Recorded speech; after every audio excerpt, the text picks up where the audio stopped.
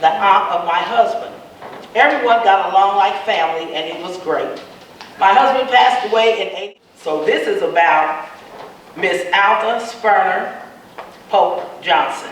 She was the daughter of the late Van Buren and Ida Mae Pope, wife of the late Walter Lawrence Johnson. Okay, she writes, we lived in a rural community here in Lawrenceburg where we raised our family. There was about 8 or 9 families there and a one-room schoolhouse. The teacher walked there from town each day. She was Catherine Pleasant, the aunt of my husband. Everyone got along like family, and it was great.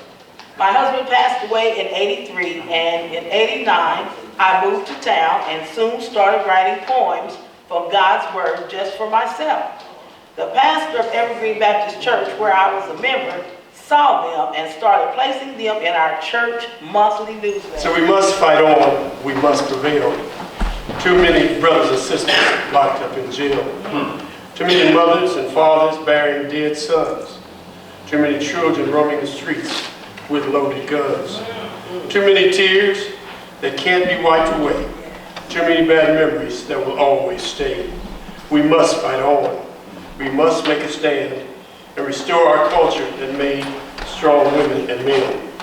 We must teach them the truth about our history and what's right and wrong. And in the end, we'll sing our victory song.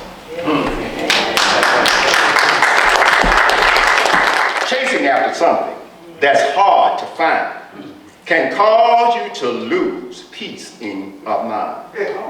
Can keep you in pursuit until you're destitute, whether it's drugs or love, money or fame.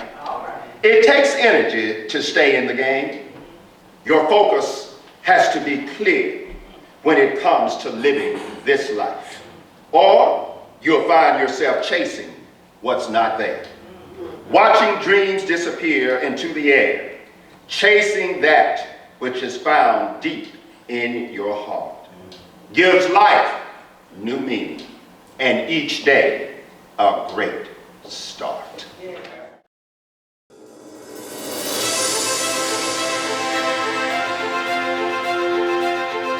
It doesn't say whether they was Christians or not, but what I can say is God had asked, who they call Bass, Reeves was the most important lawman in the Oklahoma territory. All right. The whole territory. Yeah. Reeves would hunt down criminals for months at a time, often single-handedly herding in bands of fugitives whose crimes ranged from bootleggers to murder.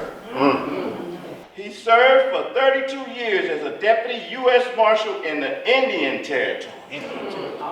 And he died at his home in Muskegon, Oklahoma at the age of 72. The slave Robert Smalls was determined to be free. Determined, come on. His opportunity came in 1862 aboard the Confederate starship Platter, docked at the Charleston, South Carolina, while the ship's white officers were ashore.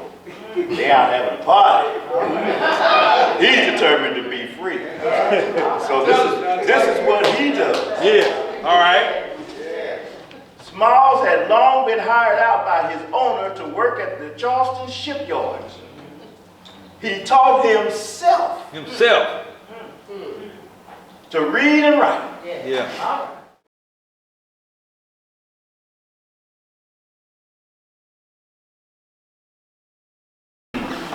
In 1897, the Christ Holiness School was born, and a woman by the name of Alice Brown conceived the idea of founding a school and presenting it to Bishop Charles Price Jones, who is the founder of the Church of Christ Holiness USA.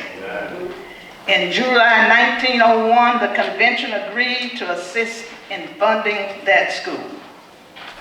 In 1902, the school was relocated to the corner of Monument and Grayson, now known as Lamar Streets.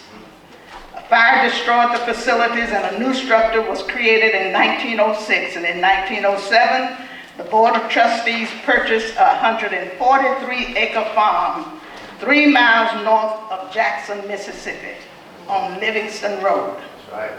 4 buildings were erected: a chapel, a building for classrooms, a dining hall, a laundry hall, and a dormitory for boys.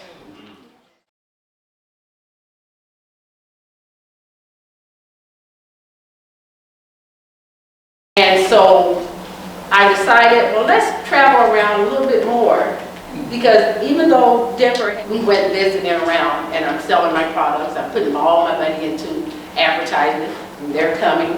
I'm also offering specials and saying, hey, if you bring in 10, you will not only get cash, but you'll get, free ointment for your hair. And people were just coming in. I started seeing, like in the thousands. And so I think it was around 1906 when I decided I wanted to look around for, my business had gotten so big, I needed a headquarters. And that's where I ended up in Indianapolis. Amen. Madam C.J. Amen.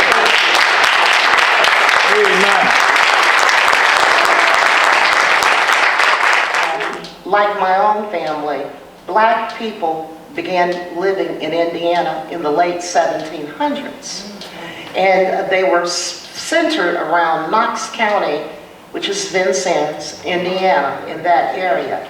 That was the capital of the Old Northwest Territory. Now, the Old Northwest Territory was made up of 5 states. So all the surrounding states were part of what was called the Old Northwest Territory, excluding Kentucky. So the people who settled this area came from Virginia, North Carolina, Maryland, New York, and other places along the coast after the Revolutionary War.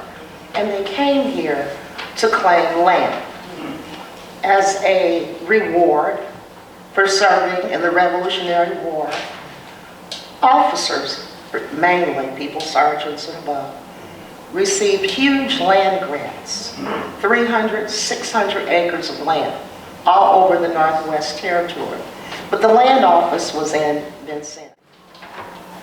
Famous Christmas Acts. The first principal, Dr. Noel Cox. Notoriety back from Dr. Noel Cox, and Sister Eunice touched on this a little. He was born in Lyle Station, Indiana. How many have known about Lyle Station? Very few hands went up. But Lyle Station to this day is the only settlement that we know of. Now, Eunice, correct me if I'm wrong on this, Sister Eunice, that is still functioning as a settlement as we know it. It has its name still, Lyle Station, Indiana. All the others are gone by the wayside, and Sister Eunice is researching to find those out. Very well-known individual. Mr. Noel Cox was only there for a short period of time, for the first 3 years of Christmas Acts. And then he, because of his radicalism, was placed downtown, where he stayed until he received a position at Anderson University. He was there for 50 years, downtown. Let us march on till victory.